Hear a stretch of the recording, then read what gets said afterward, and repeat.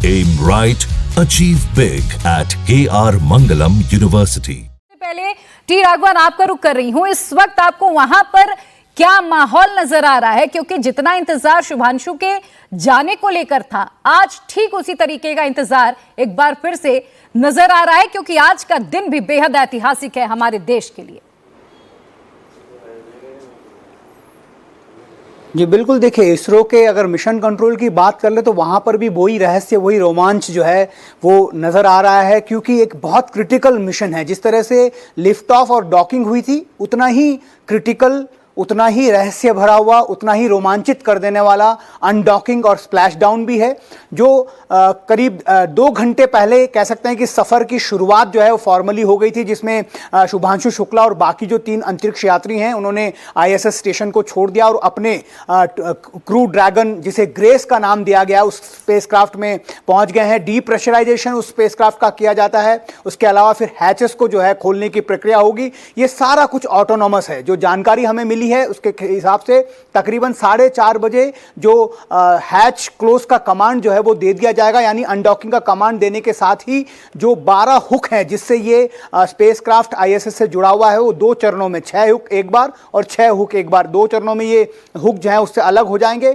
उसके बाद जो है वहां से जो अनडॉकिंग बर्न, एक इंजन वहां पर छोटा सा जो है फायर किया जाएगा और एक स्प्रिंग रूमा एक मैकेनिज्म होता है प्रिया, उसमें दोनों में जो इंटरफेस होता है, चाहे वो आईएसएस का इंटरफेस हो चाहे स्पेसक्राफ्ट का इंटरफेस हो, एक स्प्रिंग से धक्का लगेगा और ये जो स्पेसक्राफ्ट है वो उससे अलग हो जाएगा। उसके बाद की प्रक्रिया भी काफी जटिल है, क्योंकि उसके बाद डिपार्चर बर्न करना होगा, फिर बाद में फेजिंग बर्न होगा, उसके बाद फिर जो डी ऑर्बिटल बर्न होगा, उसके बाद फिर री एंट्री होगी एटमॉस्फेयर में, उसके बाद स्प्लैश डाउन होगा। तो ये क्रमबद्ध तरीके से ये प्रक्रिया चलेगी ताकि ये सुनिश्चित किया जा सके कि स्पेसक्राफ्ट जो है आईएसएस से अलग होने के बाद किसी भी तरीके से उसके रास्ते में ना आए और सुरक्षित धरती पर लौटे। और इस प्रक्रिया को तकरीबन 22.5 घंटे लगेंगे। हम उम्मीद कर रहे हैं कि कल दोपहर 3 बजे समंदर में एक बार स्प्लैश डाउन के साथ स्पेस की अपनी 18 दिन की यात्रा के बाद शुभांशु शुक्ला धरती पर लौट आएंगे।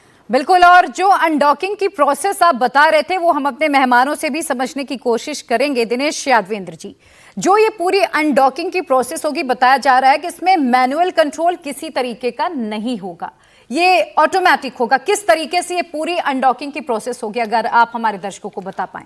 जी, ये पूरी तरह ऑटोनोमस है, कोई इसमें ह्यूमन इंटरवेंशन नहीं है। ये प्रक्रिया शुरू से लेके अंत तक, समुद्र में गिरने तक, ये पूरा का पूरा ऑटोनोमस है, कंप्यूटर द्वारा चालित है। ये इसमें शुरू में क्या होता है, इसमें जो हैच के सामने जो है, जो जहाँ पे ज्वाइन किया है, वहाँ पे 4 ड्रैको थ्रस्टर्स होते हैं। वो फायर होते हैं चारों, ताकि सेफ डिस्टेंस तक ये जो कैप्सूल है मूव कर जाए।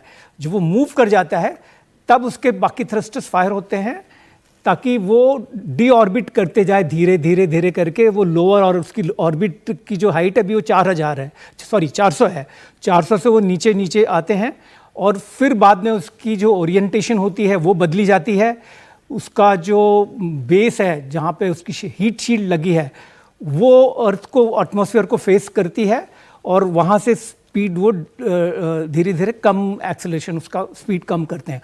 उसके बाद फिर वो जो प्रक्रिया है उसमें पैराशूट्स खुलते हैं। पहले शुरू के ड्रोग पैराशूट्स खुलते हैं, वो करीब 8 किलोमीटर के हाइट पे होता है। जब वो करीब 2-3 किलोमीटर पे आते हैं तब वो मेन पैराशूट्स खुलते हैं और वो धीरे से फिर जाकर वो कैलिफोर्निया के पास पैसिफिक ओशन में समुद्र में गिरेगा और तब उसको रेस्क्यू टीम जाएगी, उसको उन लोगों को वहाँ से रेस्क्यू करके शोर पे लाएगी।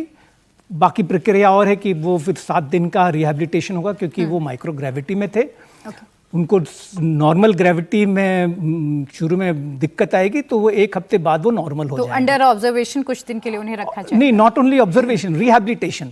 ऑब्जर्वेशन तो ये कि सिर्फ देखो क्या है, उनसे कुछ कार्य, कुछ एक्सरसाइजेस कराई जाएंगी जिससे वो रिहैबिलिटेशन होगा। उनकी मांसपेशियां फिर दोबारा पुरानी जैसे थी वैसे काम करना शुरू करेंगी, क्योंकि माइक्रोग्रेविटी के बड़े नेगेटिव इफेक्ट्स होते हैं। उससे निकलने के लिए वो खास ट्रीटमेंट होती है। उसमें हमारे हिंदुस्तान के भी जो एवियनिक मेडिसिन वाले हैं, स्पेस मेडिसिन वाले हैं, हम भी जाएंगे। ये बहुत इंपॉर्टेंट कार्य है क्योंकि हम सीखेंगे। एक हमारे हिंदुस्तानी साइंटिस्ट वैज्ञानिकों को मौका मिलेगा कि वो माइक्रोग्रेविटी से जब वापस आते, जब हमारे वैज्ञानिक, हमारे एस्ट्रोनॉट्स जाएंगे गगनयान में, वो जब वापस आएंगे तो क्या प्रक्रिया फॉलो करनी चाहिए। वो तो खैर किताबी नॉलेज रहता है, लेकिन एक्चुअली खुद खड़े होके वहां पे देखना कि एक हमारे एस्ट्रोनॉट के साथ कैसा हो रहा है, तो बाद में जब हम 3 या 4 या जो भी जाएंगे उनके साथ क्या प्रक्रिया फॉलो करनी है, क्या रिएक्शन होता है।